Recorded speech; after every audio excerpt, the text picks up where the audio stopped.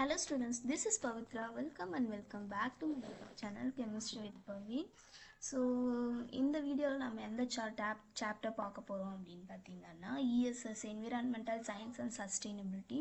So அதில் வரக்கூடிய one of the topic வந்து கார்பன் கிரெடிட். ஓகேவா, இது வந்து தேர்ட் யூனிட்டில் வரக்கூடிய ஒன் ஆஃப் த சாப்டர் தான் carbon credit. It's very important questions. இந்த வீடியோ பார்க்குறதுக்கு முன்னாடி நம்மளுடைய சேனலை எதாவது நீங்கள் ஃபஸ்ட் டைம் பார்க்குறீங்கன்னா சப்ஸ்கிரைப் பண்ணி வச்சுட்டு பாருங்கள், உங்கள் ஃப்ரெண்ட்ஸ் எல்லாருக்கும் ஷேர் பண்ணுங்கள், ஒரு லைக் பண்ணிட்டு பாருங்கள். ஓகேவா, ஸோ கார்பன் கிரெடிட் அப்படின்றதுக்கு டெஃபினிஷன்ஸ் பார்த்தீங்க அப்படின்னு பார்த்தீங்கன்னா, a carbon credit is a certificate or permit that allow a person, company or country to emit 1 ton of carbon dioxide or an equivalent amount of other greenhouse gases. Okay, carbon credit அப்படின்றது is nothing but okay, carbon credit அப்படின்றது வந்து ஒரு certificate.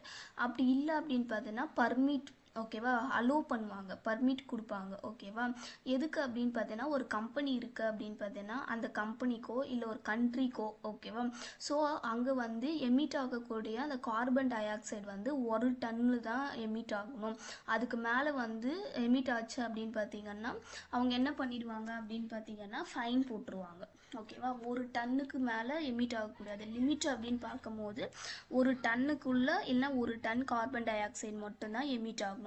or an equivalent amount of other greenhouse gases. okay, அந்த 1 டன்னுக்கு equivalent அமௌண்ட்டில் வந்து other greenhouse gases like carbon dioxide emit ஆகலாம், இல்லை வேறு எதனா க்ரீன் ஹவுஸ் கேஸஸும் எமிட் ஆகிக்கலாம். அதுவுமே 1 டன்னு. ஓகேவா, அவ்வளோதான் வந்து எமிட் ஆகணும் அப்படின்னு சொல்கிறது தான் கார்பன் கிரெடிட். ஓகேவா, அதுக்கான சர்டிஃபிகேட்ஸ் கொடுப்பாங்க, இல்லைனா பர்மிட் பண்ணுவாங்க. ஓகேவா, இதுதான் வந்து கார்பன் கிரெடிட். ஓகேவா, இது வந்து ஒரு மார்க்கெட் பேஸ்டு டூல் அப்படின்னு சொல்கிறாங்க.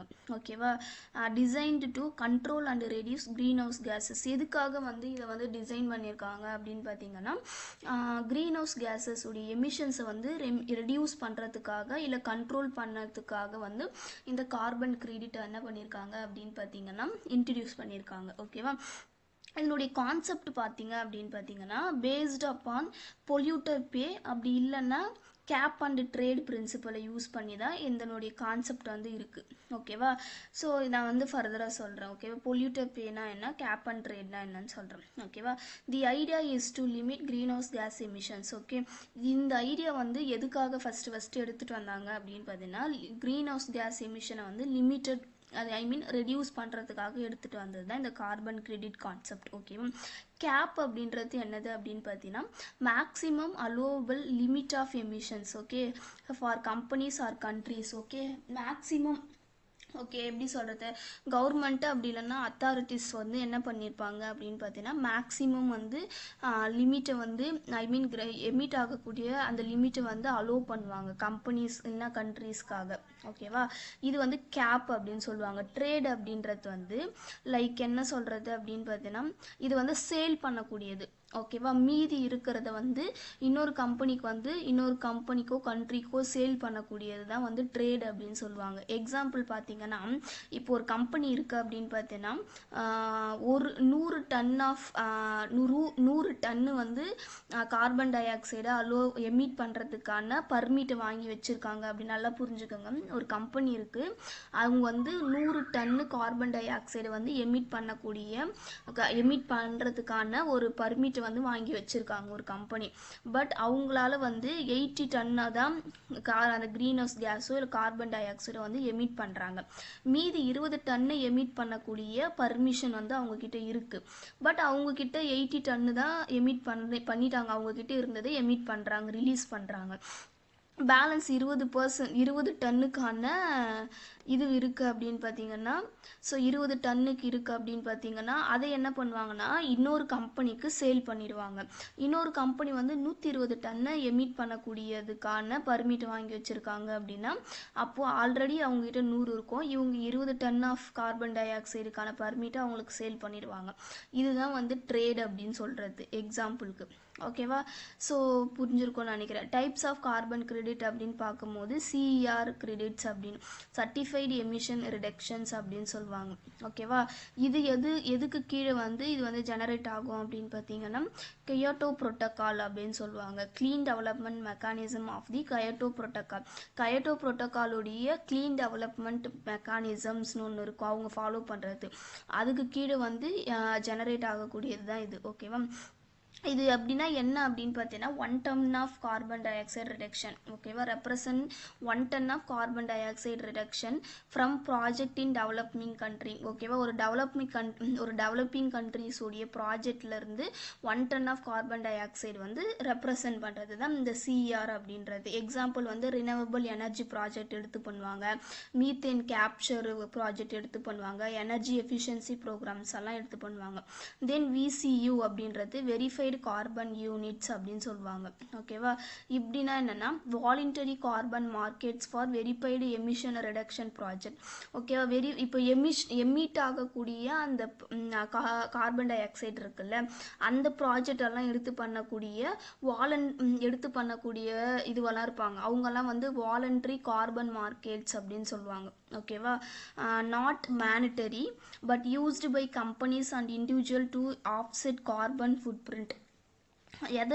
எது மூலயமா யூஸ் பண்ணுவாங்கன்னா இந்த companies and individual to offset carbon foot print மூலயமா இது வந்து யூஸ் பண்ணுவாங்க. பட் இது நாட் மேனிட்டரி கிடையாது. எக்ஸாம்பிள் வந்து forest conservation, reforestation, solar energy project, இந்த மாதிரி ப்ராஜெக்ட்ஸ் எல்லாம்.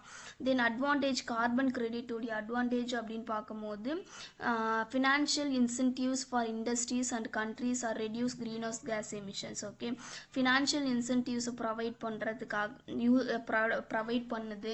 ஃபார் யாருக்காகனா இண்டஸ்ட்ரீஸ் அண்ட் கண்ட்ரீஸ்க்கெல்லாம். ஓகேவா? எதுக்காக அப்படின்னு பார்த்தீங்கன்னா ரெடியூஸ் க்ரீன் ஹவுஸ் கேஸ் எமிஷன்ஸ்க்காக சப்போர்ட் பண்ணுது.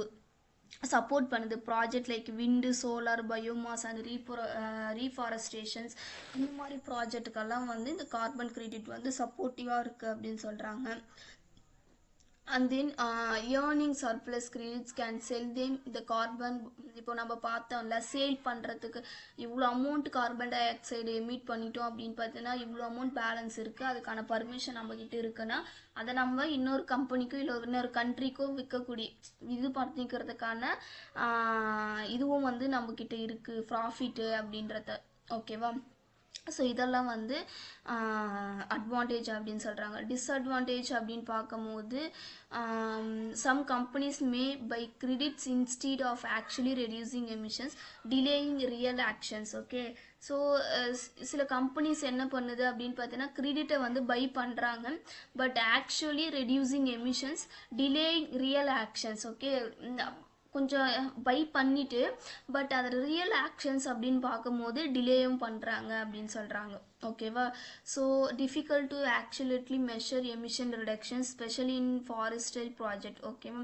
இந்த ஃபாரஸ்டரி ப்ராஜெக்ட்ஸ் எல்லாம் எடுத்து பண்ணுறாங்க அப்படின்னா அங்கெல்லாம் வந்து மெஷர் எமிஷன் எவ்வளோ எமிட் ஆகிருக்கு, எவ்வளோ ரிடக்ஷன் ஆகிருக்கு அப்படின்றத மெஷர் பண்ணுறது வந்து ரொம்ப டிஃபிகல்ட்டாக இருக்குது.